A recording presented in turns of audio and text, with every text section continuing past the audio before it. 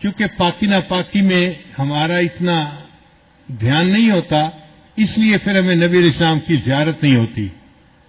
بہت سارے لوگ یہ کوشچن پوچھتے ہیں کہ جی اتنے سالوں سے ہم کوشش کر رہے ہیں کہ ہمیں نبی علیہ السلام کی زیارت نصیب ہو، مگر نہیں ہوتی۔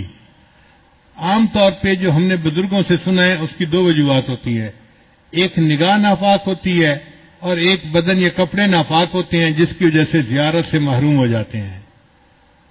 اگر ان دو چیزوں پر محنت کریں تو اللہ تعالیٰ زیارت نصیب جلدی فرما دیں گے۔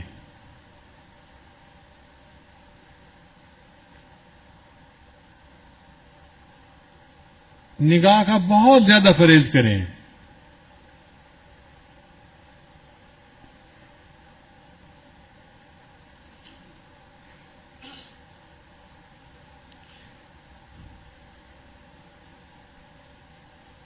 سو فیصد پرہیز کریں گے تو اللہ تعالیٰ کی طرف سے پھر نبی علیہ السلام کی زیارت والی سعادت نصیب ہو جائے گی۔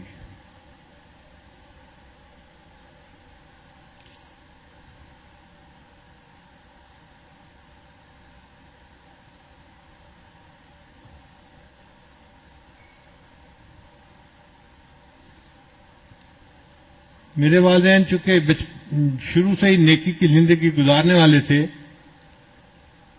تو میں نے تذکرۃ الاولیاء کتاب 5ویں کلاس میں پڑھی تھی۔ 5ویں کلاس کے بچے کو تو ابھی کنسیپٹ بھی نہیں ہوتا، مگر مجھے والد صاحب نے وہ کتاب لا کر دی کہیں سے، تو میں نے اس میں اللہ والوں کے واقعات پڑھے تو دل میں بڑا شوق ہوا کہ مجھے بھی اس لائن پہ چلنا ہے اور اللہ والوں کی لائن پہ آگے بڑھنا ہے۔ پھر اس میں ایک کتاب میں نے پڑھا کہ نگاہ کا بہت پرہیز کرنا چاہیے، تو چھوٹی عمر میں ابھی میں بالغ نہیں ہوا تھا، اس عمر سے ہی نگاہ کا پرہیز شروع کر دیا۔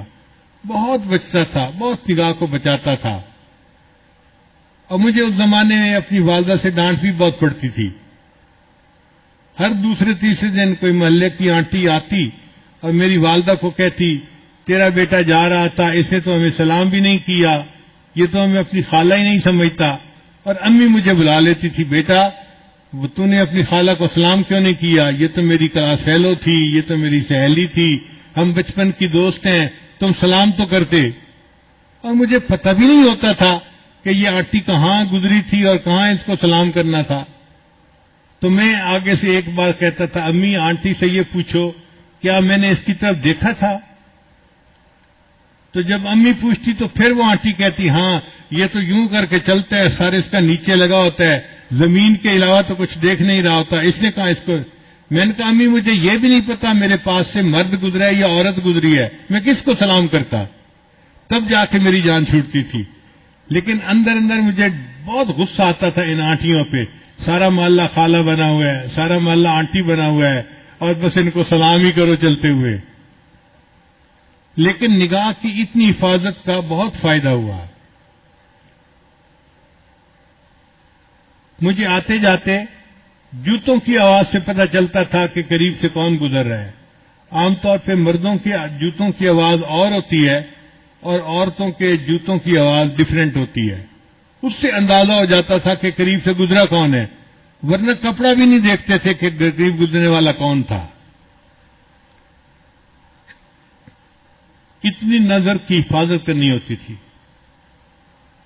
اس پر اللہ رب العزت نے پھر جو مہربانیاں کی وہ اب کیا بتائیں آپ کو۔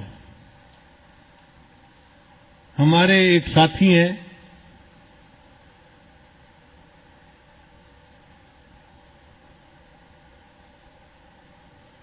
لاہور کے،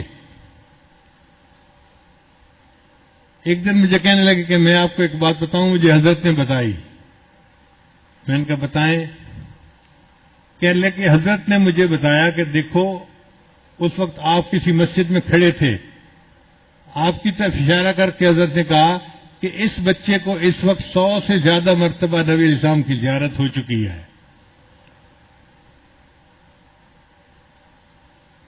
میں سن کے حیران ہو گیا، اور حیرت مجھے اس کی تھی کہ پتہ اس کو کیسے چلا۔ اس نے کہا جی کہ مجھے حضرت نے یہ بات بتائی تھی، شیخ نے یہ بات بتائی تھی۔